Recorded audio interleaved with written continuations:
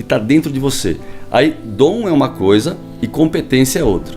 Então, tem a pessoa que tem o dom de realmente conectar com pessoas. Tem outra que ele tem uma energia forte para gestão. Tem outro, ou seja, de acordo com o perfil de comportamento, você tem um dom lá dentro.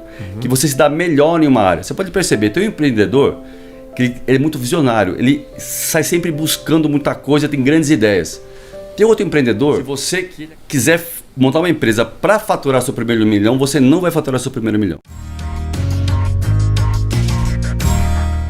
Quando que virou essa chave para o empreendedorismo, assim, que você falou, cara, vou empreender? Aconteceu alguma coisa, algum fato marcante? Aconteceu.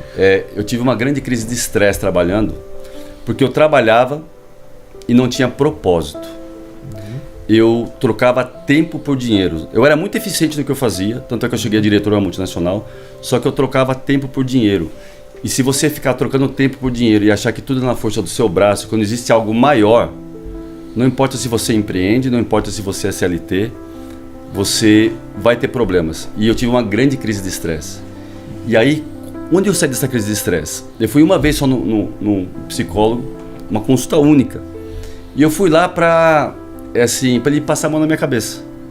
Eu fui lá e falei, não, olha, eu trabalho demais, eu tenho uma carga horária assim, eu tinha 2.500 funcionários que eu era responsável aqui no Brasil. E aí eu esperava, ele falou, não, é verdade, você trabalha muito. Ele falou o seguinte para mim, Zanon, tem gente que vai pra guerra, volta mutilado e com a cabeça inteira. Tem gente que volta inteira, mas com a cabeça mutilada. Tudo depende do quanto de pressão que você aguenta. Eu falei, caramba, o problema tá em mim, não tá na carga de trabalho. E aquilo caiu como... E eu busquei onde? O propósito para sair daí, na parte espiritual. Eu comecei a buscar Deus de verdade. Entender que eu não estava aqui de passagem para ganhar dinheiro. Aliás, ninguém está aqui para ganhar dinheiro. Se alguém montar uma empresa para ganhar dinheiro, montou a empresa com a intenção errada. E tudo começa na intenção. Né? E isso caiu muito forte dentro de mim.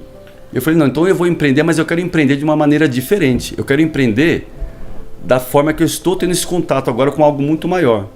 E eu comecei a montar um sistema de gestão completo, baseado em que cada líder meu seria um especialista em pessoas.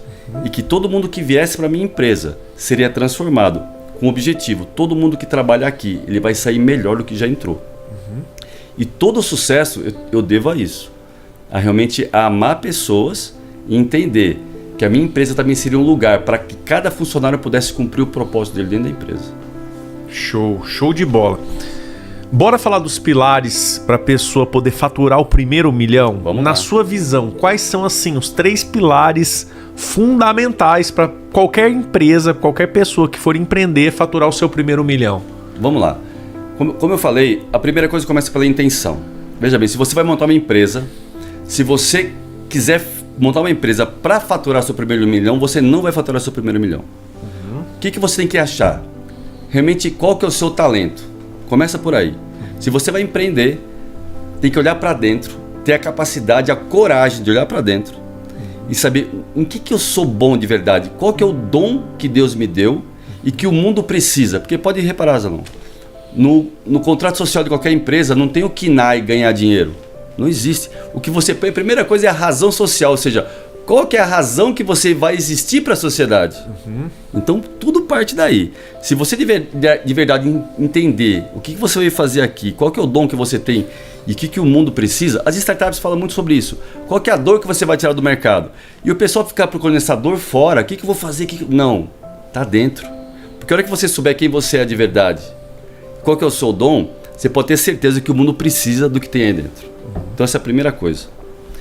E aí, lógico, depois que você estruturou isso, você vai... Mas antes de falar do segundo pilar, o primeiro pilar é o dom. Exatamente. Perfeito? Na sua visão, eu vejo que muitas pessoas, eu também tive essa dificuldade. Mas como encontrar esse dom? Assim, como saber o meu dom? Quais perguntas você se faria para poder descobrir esse talento, esse dom? Eu gosto muito de uma técnica que usa 9 perfis de comportamento, Zanon. 9 perfis de comportamento. Nesse perfil de comportamento, se você tiver a oportunidade de olhar para dentro e descobrir qual que é o seu perfil de comportamento, nesse perfil de comportamento tem sua trava emocional e o seu dom. E eles fazem parte de uma mesma linha. Sabe dimerizador de som que você dimeriza? A sua trava emocional é o seu dom distorcido.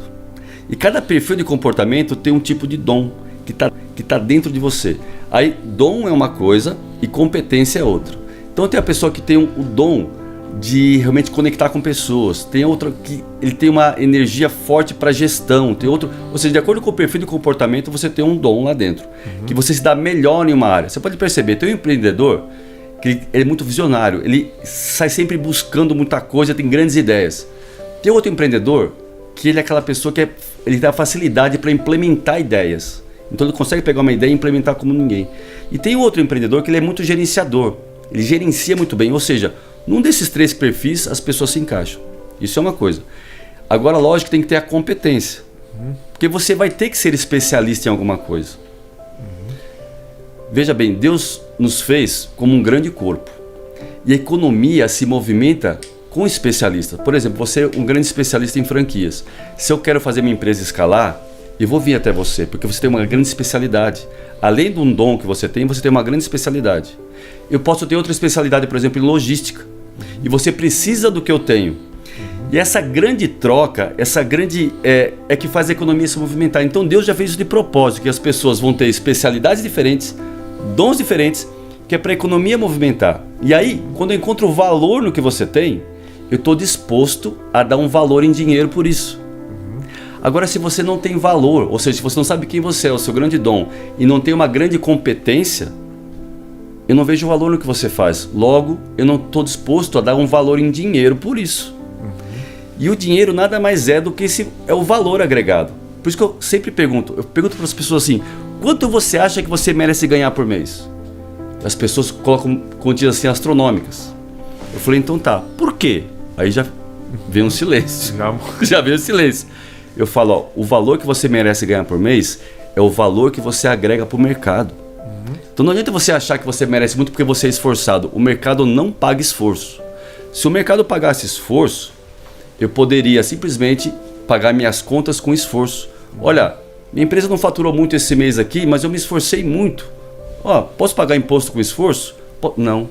Só se paga as coisas com resultado. E o resultado vem de você agregar valor na vida do próximo. É isso que começa a gerar uma empresa, começa a gerar resultado.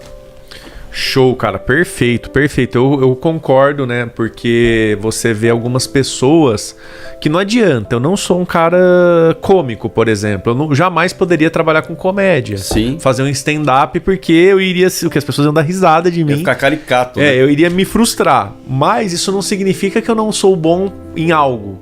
A pessoa só precisa encontrar no que ela é boa, né? Eu costumo também, Pedro, falar o seguinte. Tirando familiares, né? Que a sua mãe acha que todos nós somos lindos, Sim. né? Então, assim, todo mundo seria modelo, né? Exatamente. Se dependesse das mães. Mas o que o mercado diz, o que as pessoas dizem a seu respeito? Não, pô, a pessoa é uma pessoa bonita, o cara é engraçado. O que as pessoas falam de você? Já dá pra ter o quê? Um norte. Com certeza. Pô, as pessoas falam, pô, o Zanon é um cara, sempre falaram, sabe o que de mim? Que eu era mão de vaca. Tá. Então, pô, por me colocar no financeiro top, né? Sim. Porque eu sempre fui muito controlado. Meu irmão já era visto mais como um cara mais mão aberta e tal. Então, eu já vi um norte. Pô, me colocar no financeiro eu vou me dar bem. E outra coisa, que sempre falavam, ele é sonhador. Desde criança, eu nunca vou esquecer. Meu pai falava... Meu pai chama Reinaldo, também sou Reinaldo, então ele me chamava de Reinaldinho. Reinaldinho é muito sonhador.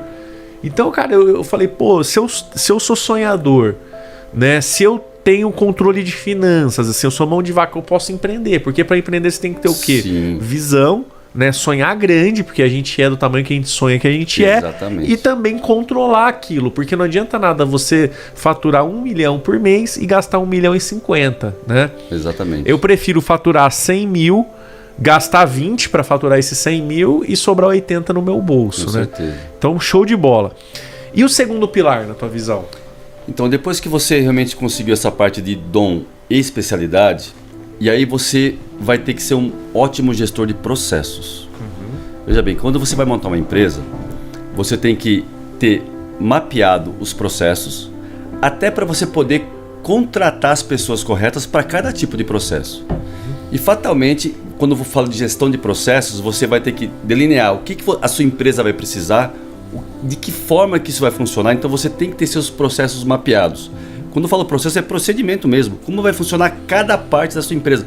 Fala, mas Pedro, a minha empresa sou só eu, não tem mais ninguém. Mas sim, mas existe processo. Você tem que começar a estruturar seus processos, porque quando você for contratar alguém, já tem o processo delineado. Porque isso não acontece quando acontece com muita gente. Começa de forma desordenada, aí começa um monte de incêndio na empresa e acha que precisa de pessoas. E por muitas vezes não precisa ainda. É porque os processos estão desorganizados. Não tem isso mapeado, não tem isso delineado, princípio, meio e fim. E aí não precisa. Agora, se você precisar, ainda assim, os processos são tão primordiais pelo seguinte: quando vier alguém, ele vai fazer exatamente o quê? Ou você vai colocar mais uma pessoa para apagar incêndio na sua empresa? Não, ele vai vir para executar essa tarefa aqui. E aí, se você não tem processos desenhados, você não consegue definir que competência você precisa da pessoa e onde ele vai trabalhar exatamente, o que ele vai fazer. E aí o que acontece? Assim, o pequeno empreendedor, acontece muito isso. Tem um sobrinho ali que o cara é bonzinho e põe ele para dentro. Aí tem o primo e vem colocando. E vem colocando e ninguém sabe muito bem o que faz. E tá tudo na cabeça do empreendedor. Então, se ele não desenhar os processos, ele não vai conseguir crescer. Mesmo se ele for único. Eu sou eu SA. Não tem mais ninguém na empresa comigo. Não tem problema nenhum. Desenhe e mapeie seus processos. Para quando precisar, que logo vai precisar, se você estiver organizado, você vai saber exatamente como colocar a pessoa em cada lugar para trabalhar. E aí dentro de processos, você precisa ter indicadores de performance desde o primeiro dia da sua empresa. Onde você quer chegar? Você precisa ter os indicadores muito bem desenhados. Se você não mede, você não faz gestão. Você só faz gestão daquilo que você mede. Então precisa ter indicadores. E não adianta encher de indicadores. Vou ter um monte de meta. Não. Tenha poucos indicadores, mas relevantes e que você vai tomar decisão com aqueles números. Legal essa colocação. Antes de falar dos indicadores, voltando um pouquinho aí nos processos, para quem está assistindo a gente, às vezes não entende o que é um processo. Processo é muito simples. É um mapa que, se eu morrer amanhã, você vai ter um guia, né? Um mapa do que é que tem. Vendas, vendas a contratação. Bom, contratação tem que ter esse perfil, tal. Vai ter que ter uma empresa de seleção ou eu faço seleção interna.